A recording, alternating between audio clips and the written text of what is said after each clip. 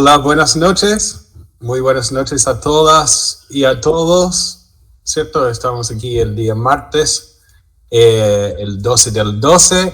Yo soy Ian Scott y hoy día voy a tener una conversación muy interesante con una de mis personas favoritas de las redes, de todo lo que he hecho. ¿En qué año nos conocemos, Sole?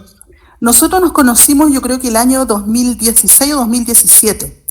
Y te cuento, porque yo había terminado hace poco mi magíster, yo hice un magíster en ciencias médicas, y tuve que hacer una charla que para mí fue espectacular, porque fue como escuchar a los ángeles cantando, o escuchar así la luz al final del túnel, porque me abriste la mente en muchas cosas. De hecho, no sé si te acuerdas, pero yo había hecho una tarea para el magíster, que era un protocolo de un estudio de casos y controles. Uh-huh. Lo revisamos y tú me dijiste, no, esto tienes que publicarlo, lo pulimos, me ayudaste con la traducción, de hecho, y esto se publicó en la revista Hospital Topics, que es una revista de Estados Unidos, muy buena. Sí, Hospital Topics, me acuerdo. Sí. Así que ahí nos conocimos. En esa charla que tú tocaste algunos puntos que fueron tan interesantes como hablar acerca de la importancia del título de una publicación, de lo importante que es el abstract, las palabras clave, y todas cosas que son como tips que yo creo que no todos entregan y que sí son muy importantes a la hora de poder publicar con éxito un artículo. Yeah, perfect. Ok, bueno, la razón y el título de la charla hoy día, o de la instancia hoy día, es Paper desde cero. Y la razón por qué te quería conversar hoy día, o quería conversar contigo hoy día, es porque tienes una experiencia muy inspiradora en cuanto, ¿cierto? Viniste a la academia de la industria, básicamente, o de la práctica, ¿cierto? Y como todos, o como muchas personas, ¿cierto? Que se encuentran ahora, y las personas que generalmente llegan a hacer consultas con nosotros, dicen, mira, tengo algo, ¿cierto? Tengo resultados, tengo una idea, tengo una tesis, ¿cierto? Vas a hablar sobre la conversión de tesis en un artículo, pero no he logrado todavía publicar un buen paper, ¿cierto? Uh-huh. Entonces, por eso quería que la gente conociera tu experiencia, porque en algún momento también estuviste en esa vereda. Claro. Entonces, primero cuéntame, quién eres, ¿cierto? ¿Qué hacías antes de la academia? ¿Cómo llegaste a la academia? Y, bueno, arráncate hablando más, estimado. Tú sabes que soy buena para hablar, así que van a tener que traerme a la PDI para que me calle después. Pero bueno, mira, yo soy enfermera matrona. Trabajé más de 20 años en unidad de paciente crítico, fui enfermera jefe de la unidad de paciente crítico, y llegó un momento en mi vida en que me ofrecieron de un día para otro venirme a la universidad, y la verdad es que no lo pensé mucho porque sentí que ya había cumplido una fase, además que la UCI es un lugar bien desgastante donde se convive mucho con la muerte, entonces sentí que era un buen momento para entrar a la universidad y dedicarme a la docencia y a la investigación. Hice un magíster, estando ya dentro de la universidad, hice magíster en ciencias médicas, y ahora estoy terminando el doctorado en la Universidad de Barcelona. Y partí mi carrera de investigación, como yo creo que muchos de los que están acá partieron, sabiendo poco, tratando de aprender y sobre todo buscando el nicho. Yo creo que ahí, Ian, tenemos que conversar de un punto súper importante, que es el punto de partida. ¿Cómo encuentro una idea o una inspiración para hacer una publicación y ojalá encontrar un área de investigación que sea interesante? El primer consejo es tratar de buscar líneas de investigación que sean un poquito amplias, que permitan varios temas, ¿ya? Yo me voy a referir principalmente a salud porque es mi área, ¿no es cierto? Pero también puedo dar ejemplos de otras áreas. Y ahí el primer consejo en salud es, miren los objetivos sanitarios. Los objetivos sanitarios de por sí muestran, ¿no es cierto?, cuál es la realidad, ¿no es cierto?, no solamente de Chile, hay que mirar Latinoamérica y mirar el resto del mundo. El envejecimiento, el cáncer, las enfermedades emergentes, Ian. Enfermedades emergentes no solamente por los cambios poblacionales que tenemos en este momento, por los hábitos diferentes de la población, ¿no es cierto?, por la inmigración, la gran inmigración que hay en todos los países actualmente, ¿no es cierto?, y también por el cambio climático, ¿ya? Y en ese sentido, un primer consejo es no miren solamente su área, miren hacia el lado. Por ejemplo, ahora hay muchas publicaciones sobre el cambio climático y sobre los efectos en la salud que pueden tener diferentes temas, la polución, los cambios en la temperatura, nuevas enfermedades, etc. Salud digital también. En cuanto a la esfera de educación, por ejemplo, bueno, temas interesantes siempre son la evaluación, cómo evaluamos en educación, hablando de educación superior, ¿no es cierto? Cómo hacemos los procesos formativos, cómo insertamos la inteligencia artificial dentro de nuestra labor de enseñanza, que es fundamental. Yo ahí soy enemiga de satanizar las cosas, yo creo que hay que usarlo a favor. La inteligencia artificial, así como la salud digital, llegaron para quedarse y es algo que tenemos que buscar el nicho, cómo nos insertamos ahí. Y el último tópico que encuentro que es tremendamente candente es lo que llamamos One Health, que es la interacción entre salud humana, salud animal y salud ambiental. Y ahí hay un tremendo nicho de investigación, Ian, que pueden entrar desde gente que trabaja en medicina, enfermería, obstetricia, todas las carreras del área de la salud, todas las carreras de la salud animal, todos los que tienen que ver con salud ambiental, están implicados en este tema de One Health, que en este momento está candente total, ¿no es cierto? Y la verdad es que se puede apuntar a muy buenas revistas porque es un tema que está siendo muy revisado en este último tiempo. Si pudiera dar un consejo final para este tópico, es que uno tiene que leer. Y ese leer significa, te puedes inscribir gratuitamente en las revistas de corriente principal para que te lleguen los artículos que van saliendo. Y eso significa leer en inglés. O sea, en mi área, voy a dar un ejemplo de mi área, hay una investigación que habla sobre la investigación de enfermería en Latinoamérica. El 97% de la investigación de enfermería en Latinoamérica es de Brasil y el 3% restante se reparte entre Chile, Colombia, Argentina y los otros países. Y a nivel mundial, toda la investigación de enfermería en Latinoamérica es menos del 2%. El resto todo está en inglés. Entonces, si quieres buscar cuáles son los temas importantes, busca tus palabras claves, pero búscalas en inglés. Ya, exactamente. Y es importante que lo digas, ¿cierto? Siendo una persona no nativa del idioma, ¿cierto? Resaltar la importancia de por lo menos leer, ¿cierto? Porque yo creo que no es tan importante que todos hablen inglés, ¿cierto? O sea, el inglés, hablarlo es importante si vas a ir a una conferencia y tienes que hablar con otros investigadores, que dicho sea de paso, las conferencias son muy importantes porque es la forma de hacer conexiones para hacer investigación con otras personas, y ahí tienes que manejarte un poquito en inglés, pero el inglés básico es suficiente, ¿ya? Y poder explicar un poco lo que tú haces en inglés, ¿ya? Pero para mantenerte al día y para poder empezar a escribir y tener un buen background, necesitas poder leer en inglés. Yo siempre digo que los investigadores tienen que dedicarse a lo que es la investigación, que es hacer tu investigación, tener la idea, hacer el protocolo, llevarla a cabo, escribir, ¿no es cierto? Si necesitas ayuda con el inglés, están los servicios de revisión como el que tiene Ian, que es fantástico, ¿no es cierto? Y su equipo. Y si necesitas ayuda con un estadístico, hay bioestadísticos que trabajan regio y que también te pueden ayudar. Lo importante es que uno lo entienda el proceso. Claro, totalmente. Mira, anteriormente hoy día mencionaste un tema súper interesante y yo creo que es súper relevante para la audiencia también, cuando hablaste sobre la riqueza de datos que existen y cómo la gente puede realizar buenas investigaciones con impacto, pero con datos que ya existen. No es necesario siempre desarrollar una escala o un instrumento, ¿cierto? Que sabemos que también es como un corriente un poco tradicionalista, ¿cierto? Desarrollar tu escala. Pero hablemos un poco sobre esta riqueza de datos, ¿cierto? Sí. Eso es súper interesante porque cuando la gente piensa en investigación, piensa, bueno, yo quiero hacer una investigación en una población, voy a aplicar un instrumento o voy a validar un instrumento, que es muchísimo trabajo y lleva mucho tiempo. Existe otra forma también de llegar a la investigación, que es a través de los datos que ya existen. En Chile tenemos, por ejemplo, el DEIS, que es el Departamento Estadístico, ¿no es cierto?, que nos entrega todos los datos de la población. Está en la Encuesta Nacional de Salud, que son datos públicos. Y aquellos datos que no están públicos, uno igual puede acceder a ellos a través de la ley de transparencia, ¿ya?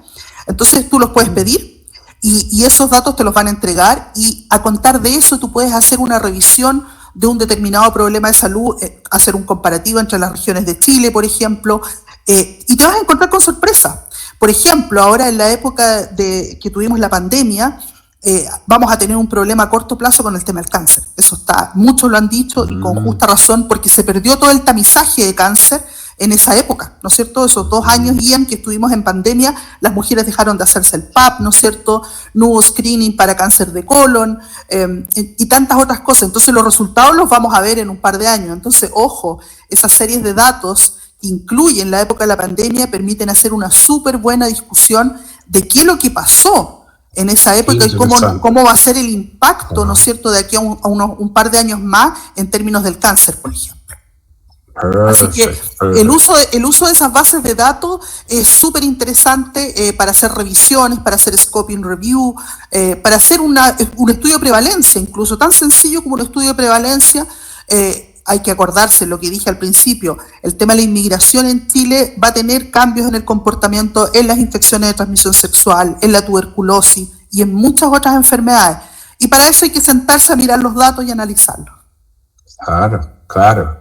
Entonces, aquí podemos sacar un punto interesante que hay datos, ¿cierto? Existen datos, ¿no? Y yo creo que es importante destacar ese punto, que no siempre es necesario hacer todo el proceso de validación, creación de instrumentos, escalas, cuando en realidad ya está hecho y podemos utilizar los datos ya existentes. Entonces, para las personas que están ahí esperando encontrar un buen tema, ¿cierto? ¿Dónde guío esto?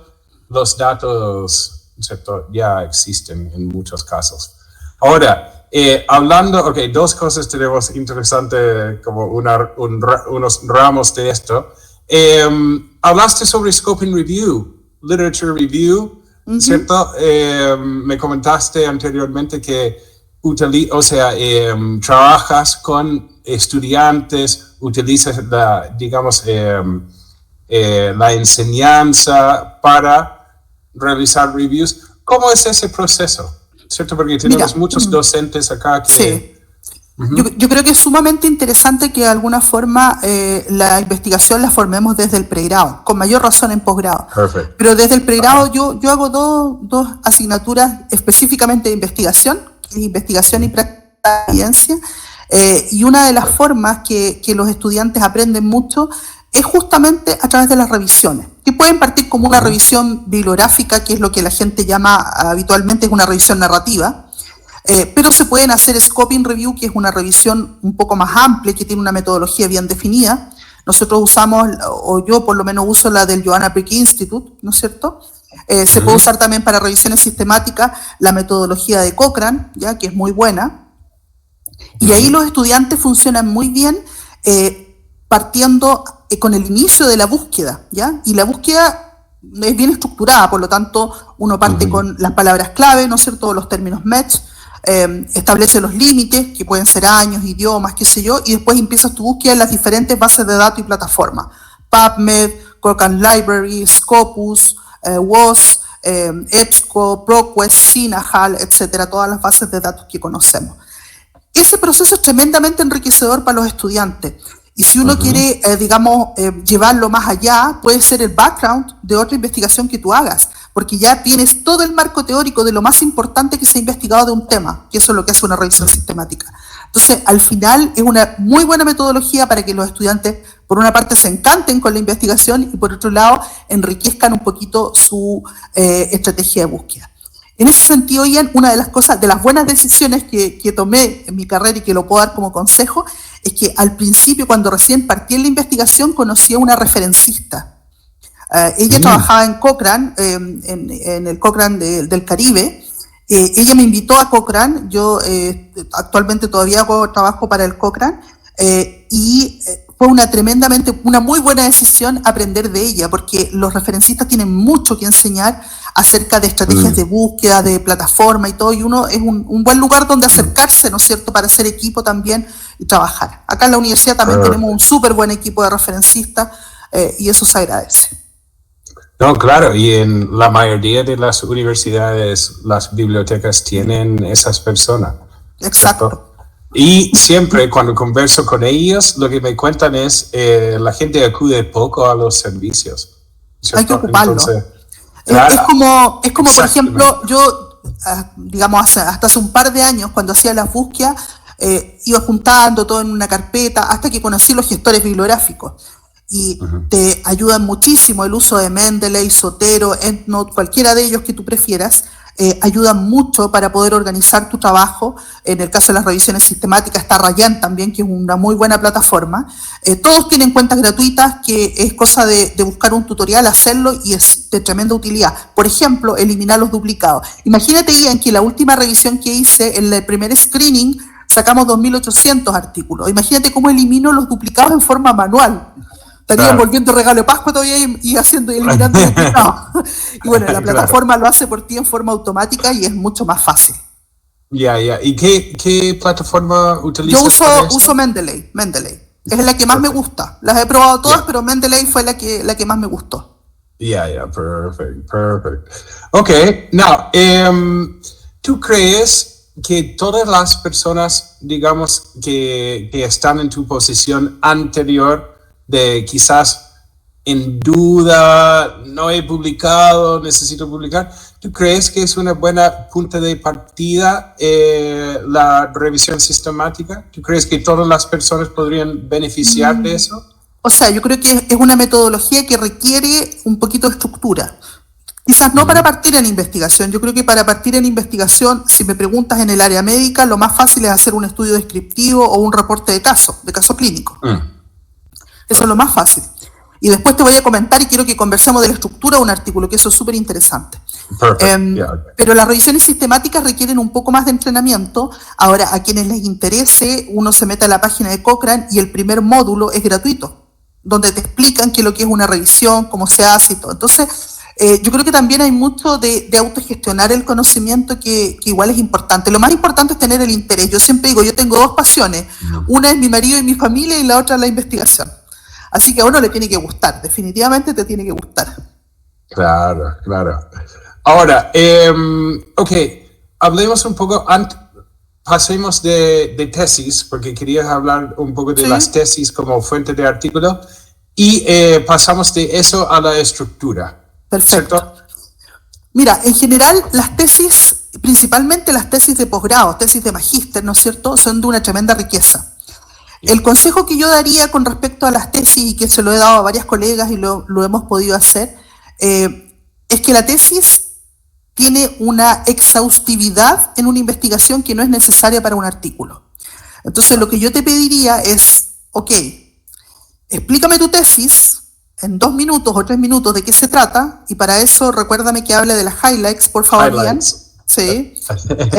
Explícame tu tesis en 2 o 3 minutos de qué se trata. Dime cuál es el resultado más importante de tu tesis, porque tú tienes muchos resultados, pero dime cuál es el fundamental. Y a contar de ese resultado, tú vas a armar tu artículo. Entonces, un poco es remirar la tesis, porque muchas veces de una tesis tú puedes sacar más de un artículo, con mucha probabilidad. Entonces, hay que estudiarlo bien. El servicio que ustedes tienen de edición también es muy bueno, entonces también por ahí se pueden ayudar, pero yo diría que lo más importante es buscar el resultado principal y a contar de ese resultado, reescribir el objetivo, hacer tu introducción en base a ese resultado que ya tienes, ¿no es cierto? Puedes escribir el resto del artículo. Perfecto. Entonces, la estructura del artículo, tú hablaste hoy día sobre como eres revisora de revistas, y dijiste que a veces hay una pequeña confusión sobre la estructura clásica de un artículo científico. Entonces, ¿cómo es eso es bien importante, porque al final el tema de la escritura para publicación es como un arte que tú vas aprendiendo en la medida que lo vas ensayando, ¿ya? Y al respecto yo voy a dar algunos tips que son súper importantes. Voy a dejar 2 cosas para el final, que es el título y el abstract, porque ahí quiero hablar de las highlights, ¿ya? Y tú me vas a entender por qué. Lo primero es la introducción. La introducción no tiene que ser exhaustiva ni tremendamente larga. Tiene que ir de lo más general a lo más particular. Una página es suficiente. ¿ya? Tiene que contener el estado del arte, pero no solamente acá en Chile. Si tú vas a hacer un estudio de prevalencia de tuberculosis, por favor no hables solamente de la tuberculosis en Chile, porque tú quieres ver como editor de la revista, lo que te interesa es cómo se inserta la tuberculosis en Chile, pero en relación a Latinoamérica, en relación al mundo y todo. En la introducción tú tienes que ser súper claro en mostrar los datos y sobre todo que cuando la persona terminó de leer en la introducción dice, por eso tú estás escribiendo este artículo. Tú das a entender cuál es la brecha de conocimiento que tú quieres llenar, ¿ya? Al final de la introducción colocas el objetivo. El último párrafo de la introducción siempre va al objetivo. Y eso tiene que quedar súper claro y después voy a explicar la concordancia con el resto de las partes. Después de la introducción viene la metodología. La metodología tiene que ser exhaustiva, tiene que ser bien completa, y lo otro que tiene que ser importante es que ojalá tiene que adherir a alguna guía internacional, ¿ya? Guías internacionales como cuáles, por ejemplo, para estudios observacionales están las guías Strobe, para las revisiones sistemáticas se reportan los resultados a través de Prisma, para los ensayos clínicos a través de las guías Consort, etcétera, ¿ya? Eso en cuanto a la metodología, hay que definir el universo, la muestra tiene que quedar súper clara, cómo se obtuvieron los datos, todo eso tiene que quedar clarísimo en la metodología, ¿ya? En cuanto a los resultados tienen que ser precisos, ¿ya? Y muchas veces los investigadores caen en el error de que empiezan a escribir muchas cosas y la verdad es que los resultados tienen que ser precisos en relación al objetivo. Si yo decía que quiero describir las características de los pacientes diabéticos en una comuna, bueno, edad, sexo, de dónde vienen, qué factores de riesgo tienen, etcétera, ¿ya? Y para eso, en general, la primera tabla, Ian, son las características de la población, ¿ya? Y eso es súper importante, ¿ya? Y después, bueno, vendrán todos los análisis estadísticos en las otras tablas que tú hagas.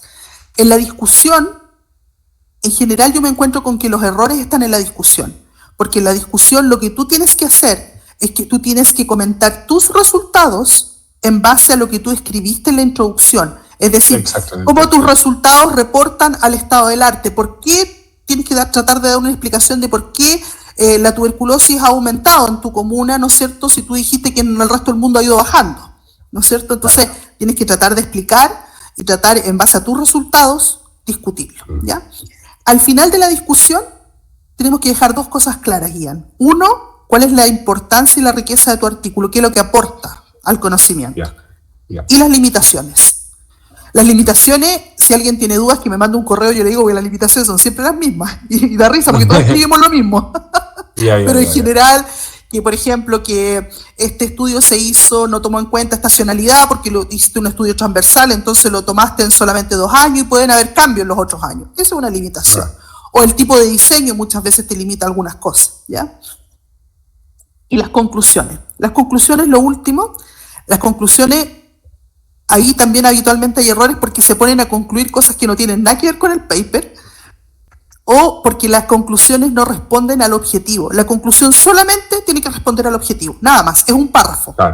Claro. 60 palabras, 70 palabras, no más que eso, y responde solamente al objetivo. Mira, dejé a propósito el título y el abstract al final, porque una de las cosas que me enseñaste tú fue, y que fuiste súper insistente en la importancia que tiene el título y el abstract, y tienes toda la razón. El título son 15 palabras. No más que eso, tiene que ser un título que tú lo leas y que te dé una luz de lo que significa tu artículo. Y el abstract tienes que construirlo cuando ya tienes todo listo, porque el abstract tiene que ser un resumen perfecto de tu artículo que muestre efectivamente lo que tú hiciste, ¿ya? En relación a eso, otro tema interesante es el tema de las highlights.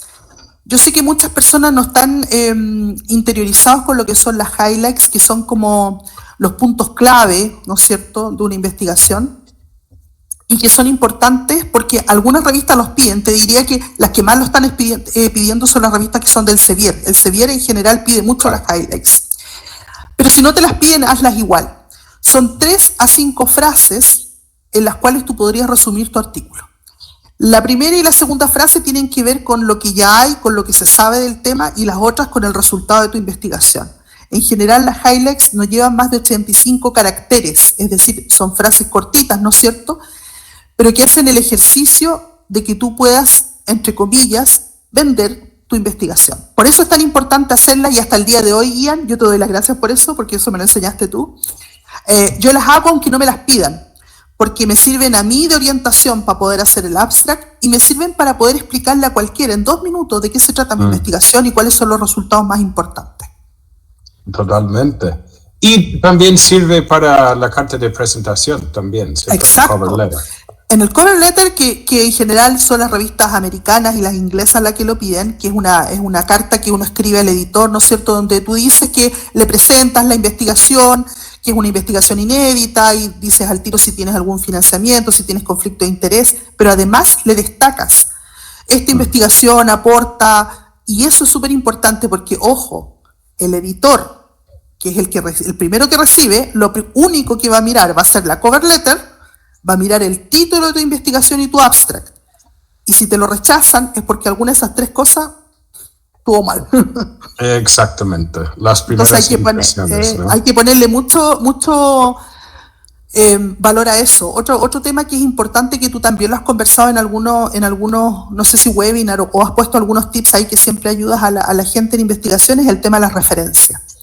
Si tú quieres hablar de un tema, no puedes poner referencias del año 1990 a no ser que sean definiciones, que sea como la cosa que marcó el hito. Busca referencias de los últimos 3 a 5 años, ojalá incluyas algo de la revista donde quieras mandar, si tiene algún tópico o y tú estás haciendo una actualización, incluye un artículo de esa revista. Pero es muy importante eso, o sea, y cita a los mejores, busca quiénes son los mejores y cita a los mejores. Claro, exactamente. Y los artículos más nuevos, ¿cierto? Sí. ¿Cierto? Porque yo creo que sería importante destacar eso de los temas candentes, ¿cierto? Los temas trending, los temas que son más importantes en el momento, porque sabemos que las revistas en la práctica a veces no publican lo que dicen en el scope, justamente. Publican lo que está de moda en el momento. Entonces, por eso la relevancia de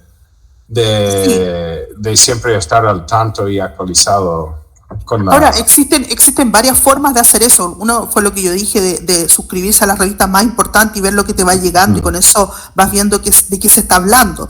Lo otro es simplemente meterse a un metabuscador. Tienes ahí SAM Search, tienes Trip Database, que son metabuscadores, donde tú pones un par de palabras y te va a decir inmediatamente qué es lo que hay. Por ejemplo, en Trip Database yo coloco, no sé, neumonía de la comunidad, y me va a aparecer desde estudios primarios hasta revisiones sistemáticas, videos, páginas web, blogs, guías de práctica clínica. Entonces yo inmediatamente voy a saber, ok, este es un tema que se ha hablado mucho, pero la verdad es que hay mucho. Por lo tanto, lo que yo quiera hablar de neumonía tiene que ser algo novedoso, porque si no, es algo más de lo mismo nomás. Claro. Lo otro es el Google Académico. El Google Académico es súper útil cuando uno lo utiliza bien. Y también puedes poner las palabras claves y ver ahí qué es lo que se está hablando de tu tema, para ver si efectivamente lo puedes mirar ahí en la gráfica, si es algo de lo que se está hablando o es algo de que ya no nadie conversa porque ya está muy estudiado. Entonces, exacto. El tema de la novedad es un tema bien polémico, porque lo novedoso no quiere decir que sea nuevo. Puede ser, por ejemplo, algo novedoso porque nunca se estudió en un grupo etario. Puede ser novedoso porque en el lugar o en la ciudad o en el país donde tú estás es un tema poco estudiado, o porque lo asocias a un factor de riesgo, o, mira ahí es lo que voy a decir, o porque lo enlazas con cambio climático, con enfermedades emergentes, con inmigración, con todos estos temas que son trending topic y que obviamente va a ser interesante porque es algo de lo que todo el mundo está hablando y que quiere entender cómo esas variables funcionan para ciertas enfermedades o para ciertas situaciones. Exactamente. Ok, saludemos a nuestra audiencia, ¿cierto? Veamos si hay alguna pregunta o consulta, de dónde conecta la gente, y bueno, cualquier comentario que nos quieren hacer, si quieren que tocamos un tema específico, nos pueden decir, ¿cierto? Y por mientras, hablemos un poco, porque yo creo que es otro tema que la gente poco conoce,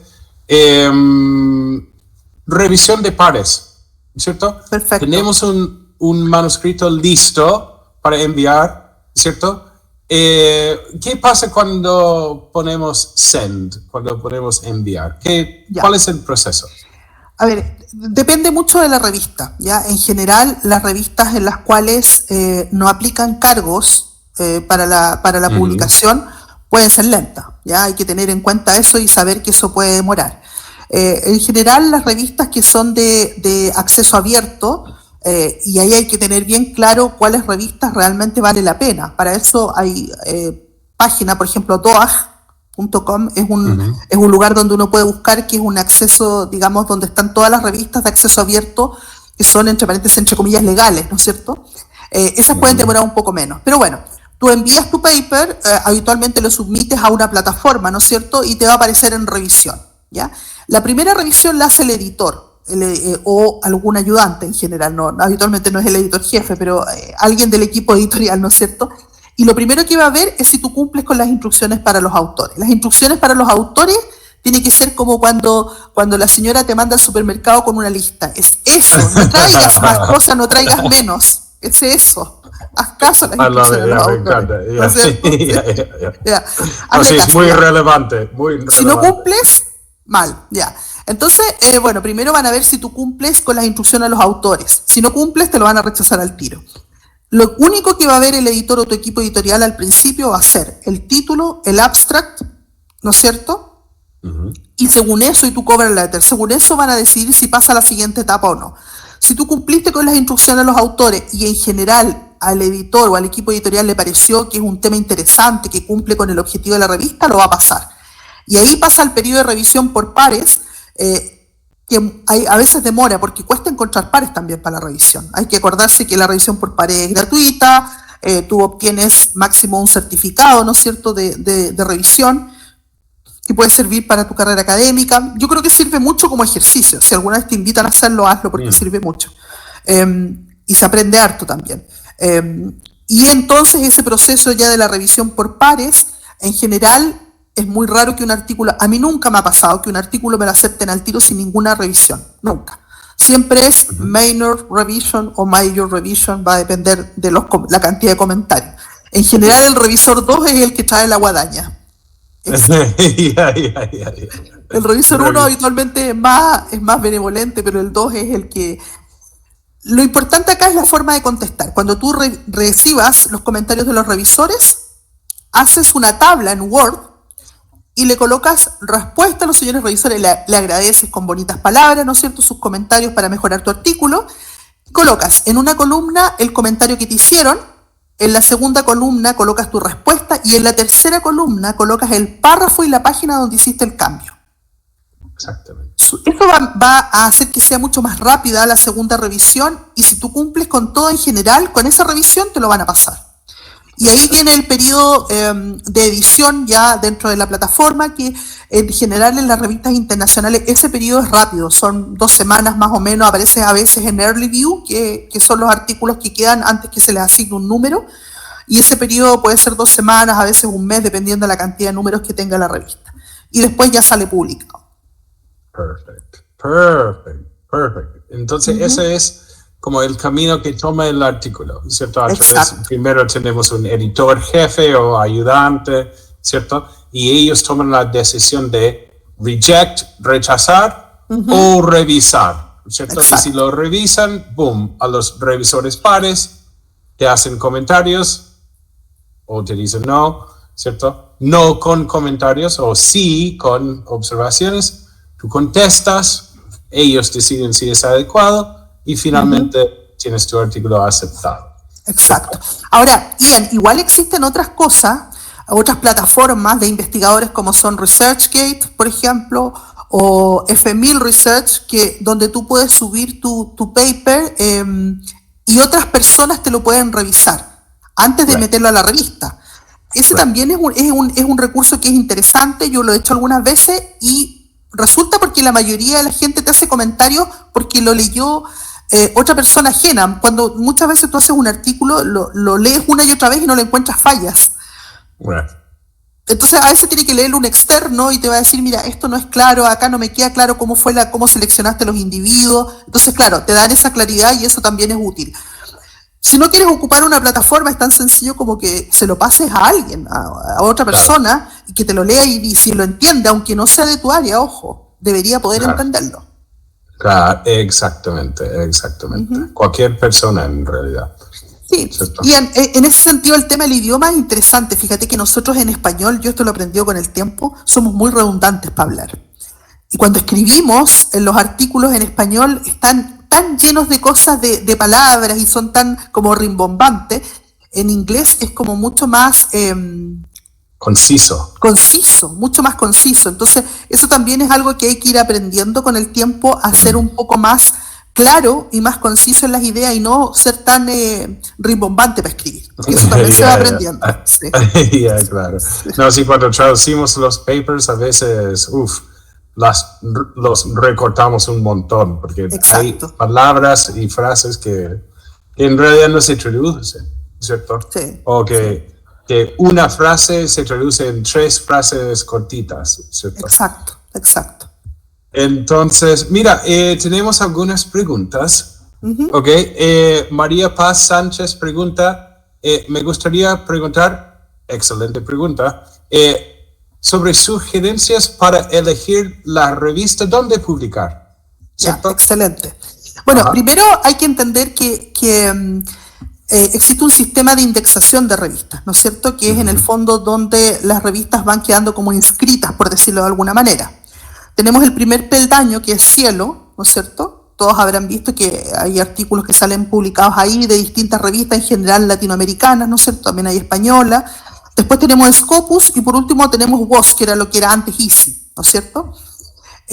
Las revistas van quedando inscritas en estas distintas indexaciones de acuerdo al rendimiento de la revista. La revista tiene que postularse, por ejemplo, una revista que es Cielo puede llegar a ser Scopus, de acuerdo a la cantidad de citas y de acuerdo a la cantidad de números que saque al año, porque de eso así se miden las revistas en el fondo. Cuando uno está partiendo, perfectamente es posible buscar en el directorio de Cielo. Tú puedes buscar Cielo en Latinoamérica y te van a aparecer todas las revistas de todos los países por área. Y puedes buscar una revista ahí para un estudio pequeño, para un estudio descriptivo, o si quieres hacer un estudio de caso, algo